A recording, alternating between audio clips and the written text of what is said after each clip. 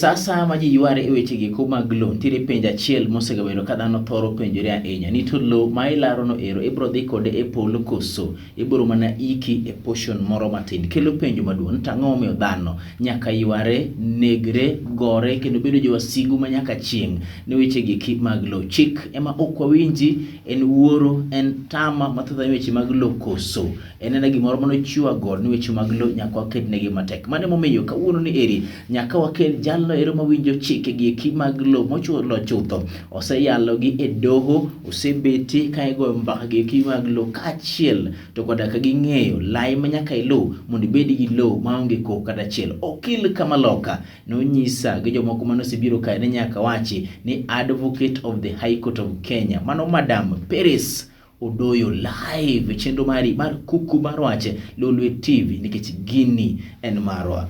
Wakili Irio nade? Ario maber. Yes, odiochieng' mar dhi maber? Dhi maber, erokamano kuom rwaka. Erokamano, nyami thuolo mar moso oganda manene chenro ni eri. Okay. Yes. Moso jokanyanam no kweuru. Yes.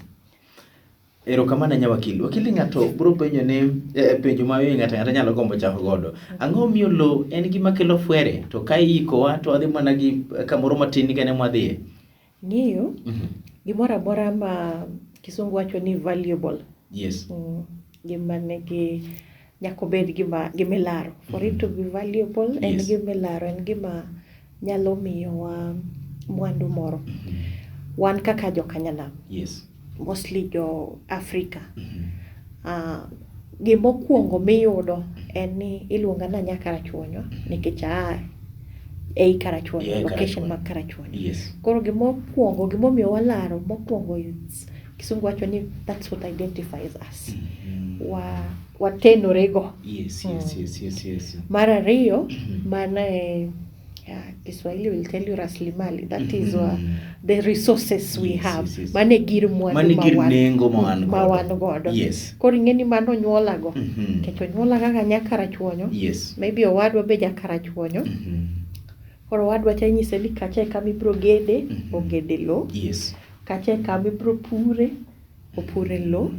Abende ka dhi katedo kamoro. Yes. Inyisa ni ero ka odi, ka kendo mari. Yes. Nyakarachuonyo bro puro kachacha. Mano is the first resource that we have. Emomiyo aparo ne nyalo bedo nokelo weche mang'eny. Yes. En mwandu ma wan mokwongo. Wakili ng'ato wang' no penji ni ka en mwandu godo mokwongo, mano manyiso ni en gima ng'ato gombo mondo obed godo. Yore mage ma ng'ato nyalo yudo godo lob nieri? Wan gi yore mopogore opogore ma ng'ato nyalo yudo lo. Yes. Wan gi yo mokwongo kaka madanga wachi, kaka wacho ni onyuoli kamoro to nyisi ni mae karu. Wan gi ma kisungu wacho ni ancestral land. Yes. Lo ma kwereu gi kwereu. Onyango kwara no gedo modak motoka. Mamara. Koro marwa kaka jokang'ani. Yes. Koro yudo kamano tiyudo bang' ka babau kata mamau kosetho. Kisungu wacho ni we succeed. Succession is yudo kao mwandu mar jal mosenindo. Yes. Koro bedo mari nikech ng'ama osenindo cha koro ok dwa mwandu cha. Koro mane mokwongo. Yes. We call it succession. Yes. Koro mar ariyo kaka dang' ng'ato yud lo mar ariyo en onyang'iyo. Jili mang'eny osewacho ni aneno konyuolwa ji mang'eny to lopwa cha be tin. We adhi amany kamoro. Koro kamoro modhiye ni nikech ok en dalagi, ok en kama onyalo yudo kaka anyuola makanyo ong'iew. Koro nyalo ng'iew mobed mare. Mar adek koro kok en nyiepo, samoro nyamiyi kaka zawadi. Owacho ni gifting, you can be gifted. Nitie jonyuol moko mapod ongima to wacho ni ma lopa tadwa ni mondo nyathina mokwongo yude kama kama, nyathina machielo mari apogo ni ka maromre kama, nyathina machielo mari aromo apogo ni kama. Yes. So mano be inya yudo. Yes. Seche moko yudo ka jok moko chiwo ne kata kanisa. Yudo ka pod angima poka to. Yes. An gi mwandu mawacho ni wa mi a certain organization. I donate it, I gift it to that organization. Amiyo gi kaka nekech ahero.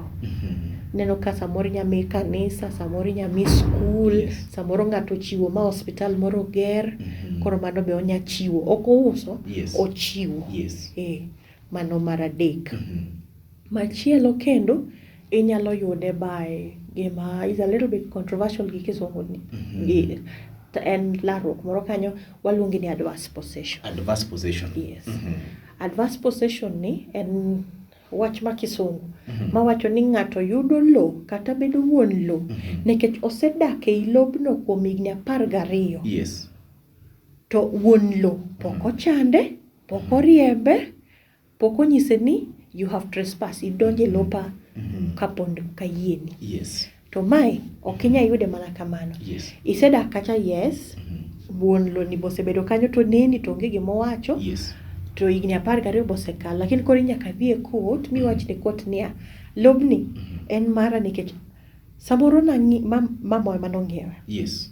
To mama samoro tho. To wabende wasedak kaendi, wasedongo ka. Yes. Ng'ama no uso cha kata ng'ama no omiyo mama ni mondo dak kamoro kaendi. Pod ng'iyo ang'iya. Pok ochandowa.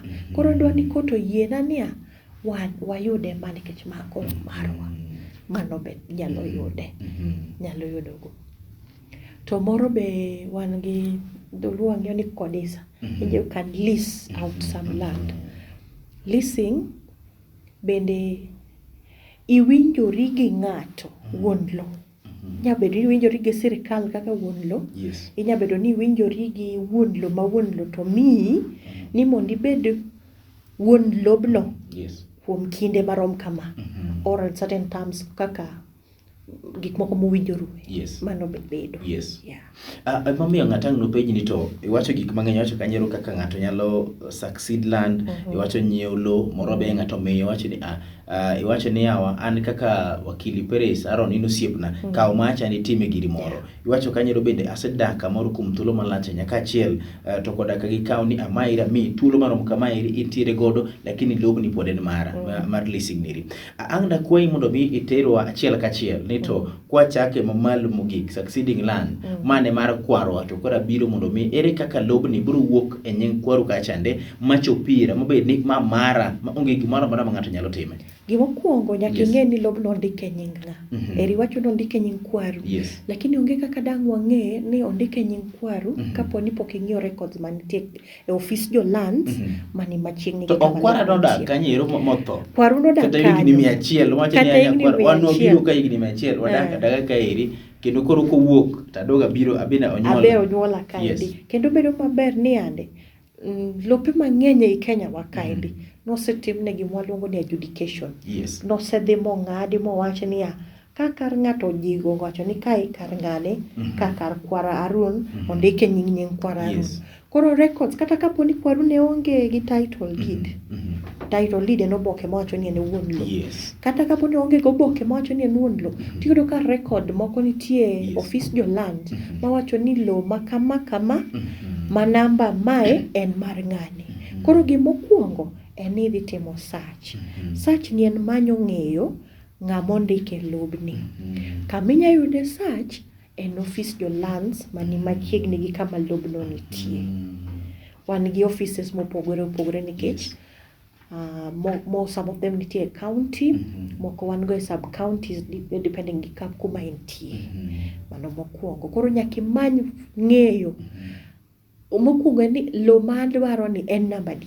Kech lo ka lo chal kaka in gi an. In gi nyingi gi namba kipande ni. An gi nyinga gi namba kipande na. Ema pogowa. Inya kata yudo Peres Odoyo machielo. Yes. To yudo ka nembni wa makipande timo opogore. Koro ndakimng'e namba lo. Koro namba lo ni midhi go e office jo lands titimo search tiyudo niya lo ma namba 1 2 3 ni mani kamoro use example kata chiga kama mae nondike nying ng'ane. Lo mani kogonyi namba ni en mar ng'ane. Koro kiyudo ni en lo kwaru. Lo kalo ni ginono. Lo kalo ni ginono mare. Koro ka osefwenyo ni en mar ng'ama wang'eyo ni. To diere mang'eny yudo ka ji ok ondiko kisungu waluongo ni will. Yes. Kech jok mamoko to ndike. Yes. Mandiko boke ni ka onge kasetho to gika 1 2 3 awene ng'a awene ma awene ma. Yes. Koro kiyudo kondike will oyot gi searches ka gi will gi death certificate barua mar tho. Yes. Mar ja wuon lo. Kato gi baru wadhi gi court. To wanyiso court ni wan joka ng'ane to koro ng'ane osenindo, death certificate, gima wadwaro en ni mondo wayud mwandu ng'ani kaka joka ng'ani, jocham mwandu ne. Mano ka will nitie. Yes. Ka will onge, nitie gimoro mindiko ni barua mar chief, kisungu waluonge ni beneficiary letter. Chief koro chal ng'ama introduce you to the court. Yes. Owacho ne court, yes, ang'eyo ng'ane en nyakwar ng'ane ka ng'ane. Yes. To ng'aka notho to weyo ma gi ma kaka jocham mwandu ne. Mago wadhi gi court waloso oboke moro miluongo ni petition, succession petition. Yes. Manyiso ng'ama osenindo, mwandu ne, kaponi en gi jogope moko to be nyaka ndiki.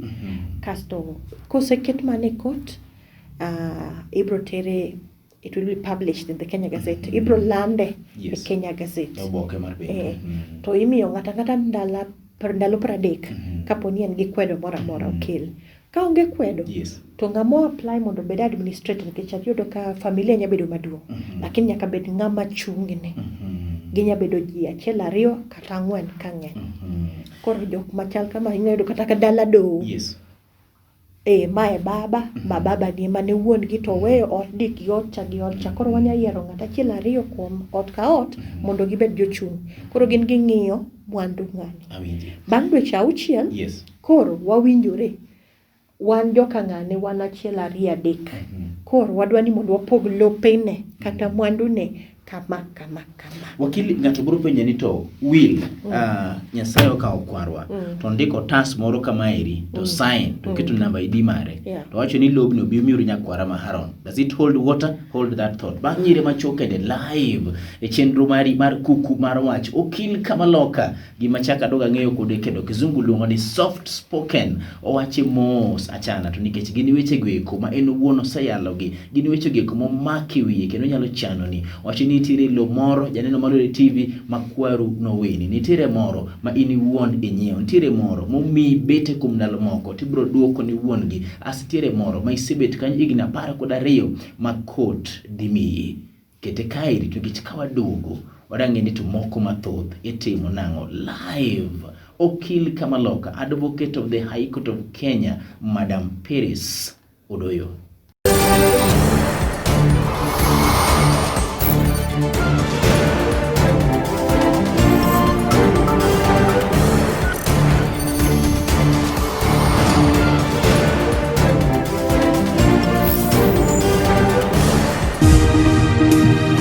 Live chendo mari mar kuku mar wach tielo mokwongo nyaka nene okil kama loka Peris Odoyo samana wakao break mar modho pindi mnero nyisa ni Haron weche mag logi ni gigeko manyalo kao thuolo malach ahinya mondo bilosie matike. Mano miya awacho chon ni kang'o tamwa tieke chendo niri tabro kwaye thuolo maduogo tielo machielo mondo puonjo weche giki mag lo. Wakili inyalo biro duogo kodogo kwa ikendo? Ero kama na ahinya. Weyo kama ni lero weche giki mag nondik gimoro kata ne ok ondiki ma chief odhi kamoro. Asta bine page ni to kwara ne tho. Tano be adhi nego tas moro ni kwaru ane ma konyi kane ntiere mane ngima kane chandori. Ndikna gimoro, ndiko na gichuny maler, mo sign mo keto nyaka namba ID. To ndiko wiye malo kacha chande ni will mara gi nyakwara Haron. Will Dika moro koso dika moro. For a will to be valid. Yes. Nitie wills kinde ariyo. Okwongo wan gi written will and oral will. Mondiki gi mowachi. Yes. Achak gi mowachi nikech mano yot. Mowachi ni is only valid kapo ni owache to ng'amo wacho no otho bang' dweche 3. Awinji. Gima timore kamano ni weche lokorega. Yes. Awinjo kama. Emomiyo it's only valid for 3 months. To mostly nitiyoga kode kuom jomodhi e lweny kata kisungu wacho ni sailors. Joma ne wuotho e nam. Koro ing'eni sama iwuotho e nam, apaka nya biro, gimoro nya timore. Koro mbaka ma wagoyo cha. Iwacho ni Peris kane wan kode nam to nowacho ni kapo notho, kapo ni ok otieko wuodhni to gire machal kama. Koro ing'eni it was valid for 3 months nikech samoro kaduogo kasedhi kuma dhiye kaduogo taloko pacha. Hold a minute wakili. Miwachoga ka ng'ato dwa tho ma ng'ato chopo ng'iende makoro wacho ni koro to ng'ane cha wang'iya hospital udong' gi Nyasache to wacho bano gi kuma dhiye. It's an oral will. Okay, dong wacho ni 3 months. 3 months. It's valid will. kisungu wacho ni the oral will Yes. will only be valid if it is made 3 months before ng'amo wacho no pok otho. Dweche wache adek kawuono- kapok awacho. Yes. Ka wache kawuono, Yes. awacho ni adwani mondo pog mwandu na kama. Yes. Tatho bang' 1 month, en kisungu wacho ni is valid. Okay. Ka wache kawuono, Yes. to bedo like 1 year pod Yes. antie, we can't use the oral will. Mano koro oken valid. Okay, Okay, valid. okay, apani. But gima tiyo ne niya, you can bring it up to show my intentions. Yes. Gima chal ni chunya ne dwaro. Seche moko nitie kata moko ma ng'ato wacho kapo ni omer. So wanya wacho niya, adiera ka nochopo samoro ma maybe omer ma wiye tok ti, but apani mane kaka chunye ne timo ang'o ne dwaro. Koro yeah. wanyalo tiyo kode not as a valid will but as a guideline. Gima telonwa nikech Gima gayowa kaka wadhi timo gini eri. Yes. To for a will again to be valid, nyaka time kata wache kata ndike nyim joneno. Ng'eni mari no iwacho ni kwaru ne nitie kodi, Yes. un ji ariyo. Yes. Nyaka bed joneno. To kuongo, gimomiyo ok bedo valid nikech you are a beneficiary.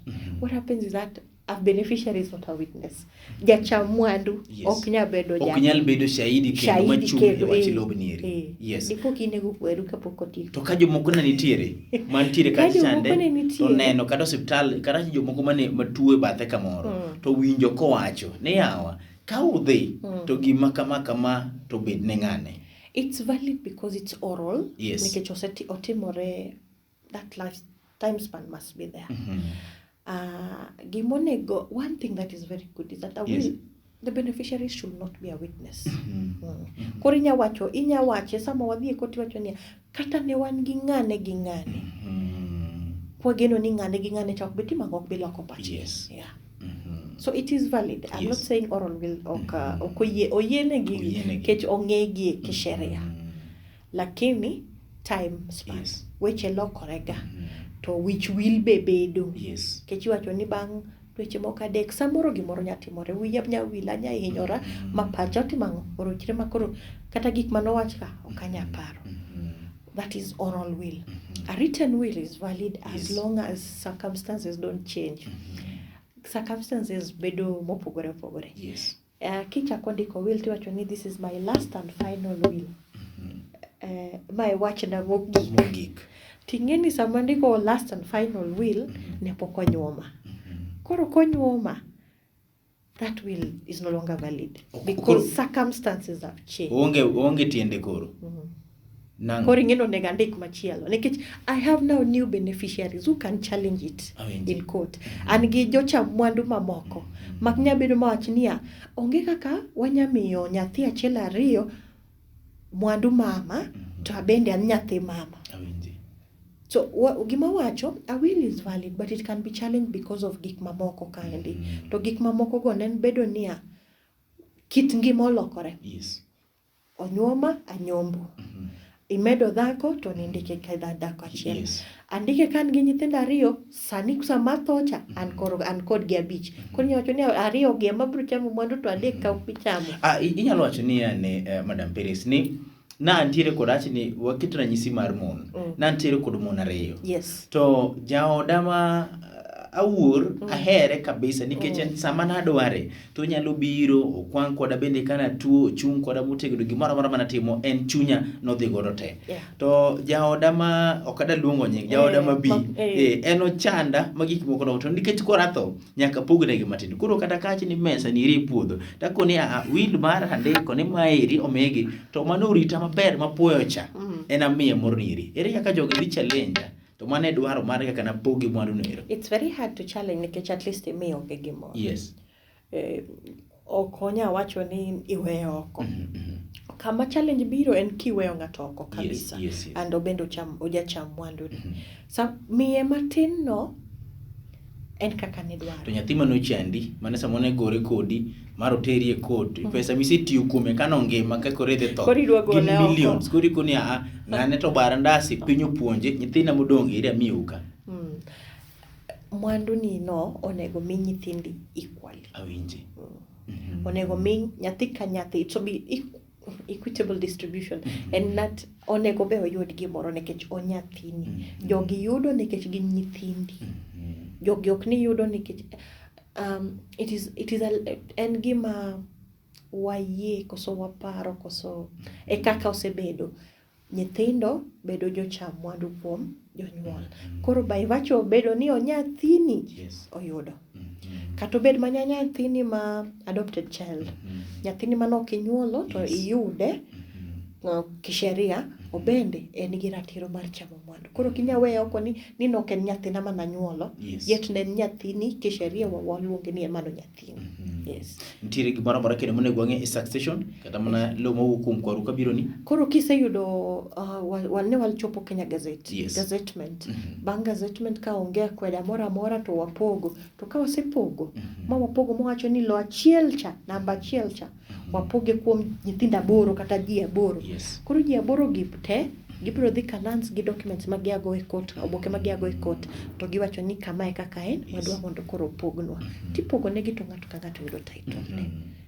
Mano kotimore kamano ero, koda nowach will manowachi, manondiki, mano kotimore to nyaka bedi.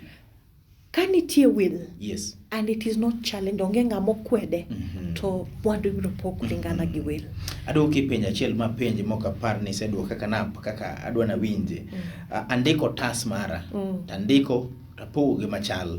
Just a piece of paper kama hii. Actually, mine is my last will I signed andiko nyaka ID mara. Ochung e mbele court, koso ng'ato nyalo balo kode. Nitie joneno. A will must be witnessed. Mendiko tas bende? Yes, must be witnessed. Mendiko tas. Yes. Nyaka bed joneno. Nyaka ket joneno to gibe gi sign ka chande. Kaka joneno. Koro kata na piece of writing to like joneno. Kata na piece of writing joneno go nitie. Okay. Ero kamano.